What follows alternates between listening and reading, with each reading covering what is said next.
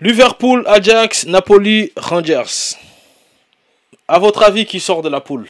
Puisque visiblement, on m'a dit que Liverpool cette année, ils ne feront rien du tout. La deuxième place est que ça va se jouer entre Napoli et Liverpool.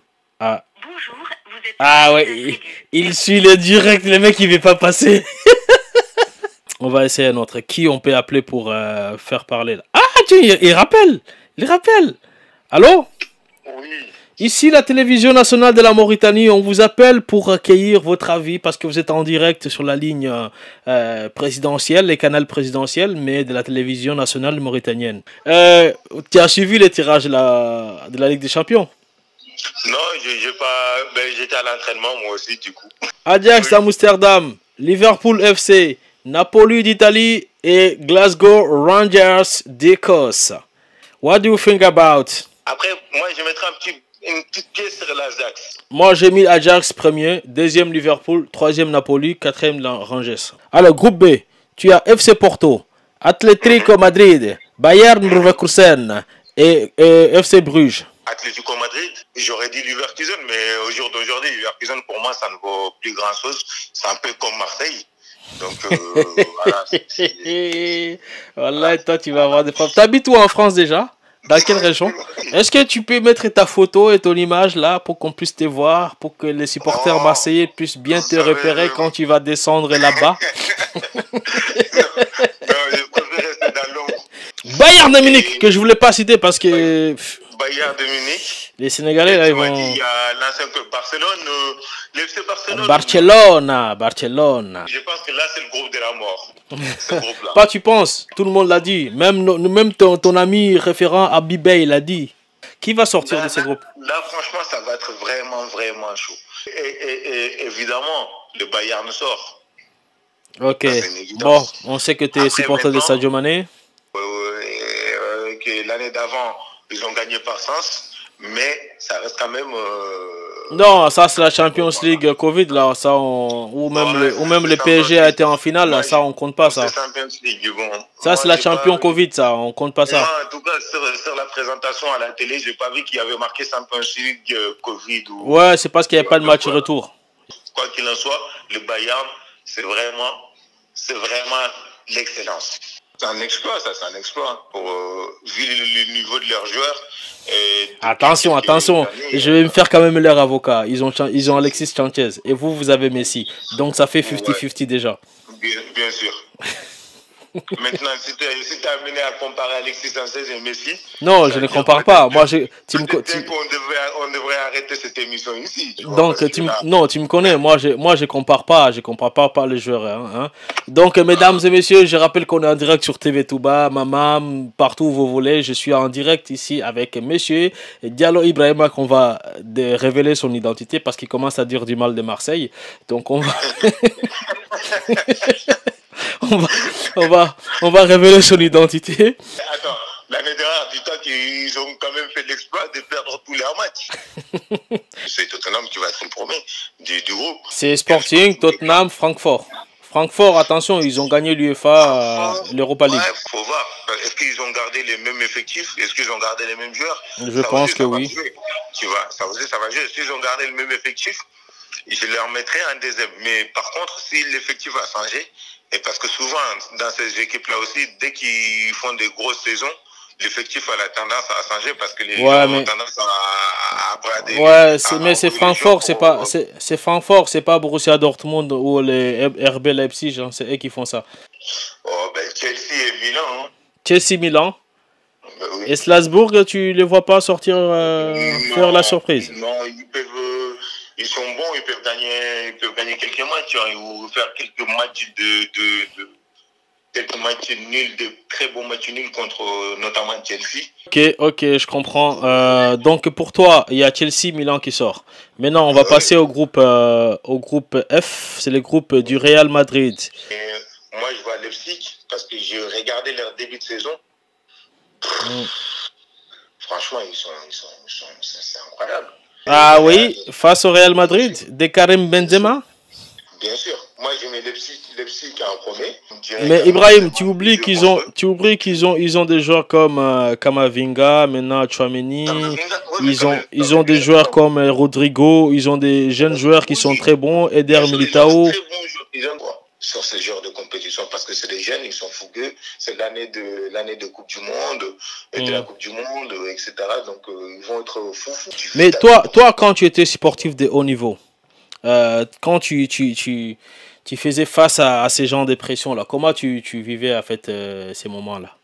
Moi à l'époque, j'aimais qu'il y ait autant de quand j'avais beaucoup de compétitions, quand j'avais beaucoup de pression, quand il y avait des choses, je me disais ça va s'enchaîner.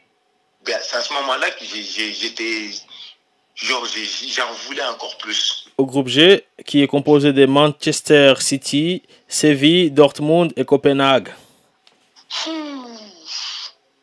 Bon, City, je pense que City, quand même, ils sont au-dessus. Après, Dortmund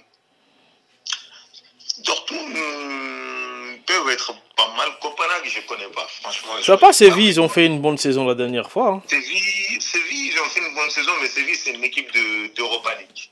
Là, ils sont en Ligue des Champions, mais c'est une équipe d'Europa League. Donc, voilà. Je pense que Dortmund, quand même, moi, je les vois quand même un peu au-dessus de Séville. Je les vois un peu au-dessus de Séville, quand même. Si je te disais qu'il y a la Juventus, les Benfica, les Maccabi Haïfa d'Israël et bien sûr l'équipe de Kylian Mbappé. T'as dit il y a qui? Benfica, Maccabi Haïfa, ils sont israéliens.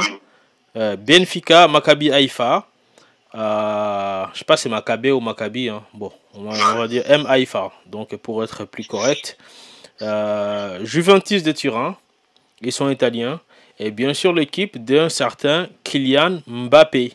Si on reste sur cette saison-là, début de saison-là. Ouais. Et on va dire. Je sens un truc là. Et sur l'effectif, ben, on dira que Paris, ils sont aussi Paris, clairement.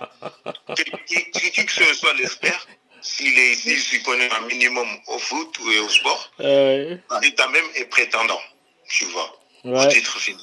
Ouais. Tu vois, il faut se dire les choses clairement. Paris ne peut plus faire les erreurs qu'il a fait dans le passé, c'est-à-dire se faire éliminer par exemple en quart de finale. Et cette année, quand je vois le milieu de terrain que Paris a, quand je vois déjà les défenseurs, malgré que on a un Sergio Ramos vieillissant, mais quand je vois... Et c'est ça que tu me cites, comme défenseur? Non, parce que écoute-moi bien. Quand on voit devant, malgré qu'il y a eu ces petits polémiques du penalty gate, que moi, personnellement, je ne crois pas vraiment. Ah non, c'est pas le polémique, c'est du réel. Ces mecs-là, ils vivent pour ça. Tu vois, c'est des compétiteurs nés. Ils sont nés avec ça. Ils n'ont pas grandi avec ça. Ils sont nés avec ça. Dans le ventre de leur mère, déjà, ils avaient ça déjà. Dans ma tête, c'était pas possible que je puisse jouer le deuxième rôle. Donc c'est normal. Tu voulais pas être remplaçant en fait? Non, je ne voulais pas être remplaçant. Pour moi, je n'étais pas fait pour être remplaçant. Donc c'est normal. Mbappé qui va vouloir être les top des tops. Et Messi qui est en train de remonter la pente et le milieu de terrain qu'ils ont. Je pense que Paris, ça va être du lourd. Tu nous as parlé de tout le monde, mais tu n'as pas encore parlé de la Juventus et du Benfica. Non, on dirait qu'il n'y a que vous qui existez dans ce groupe-là. Non, mais j'y viens. La Juve, je pense que la Juve, ils vont s'en sortir quand même. Encore une fois, Benfica comme Séville, moi je les classe comme étant des équipes de Ligue Europa. Est-ce que c'est pas de la provocation que tu es en train de lancer? Attention, il y a une forte communauté portugaise en France. Hein. Non, toi, est-ce qu'on va pas te mettre en direct pour qu'on voit ton visage là? Parce que je doute que tu pourrais... Non, mais les Portugais, ils savent très bien. Benfica, c'est une équipe de Ligue Europa. Mais attends. Mais les PSG, c'est aussi une équipe on peut dire aussi c'est une équipe de l'UEFA et l'Europa League.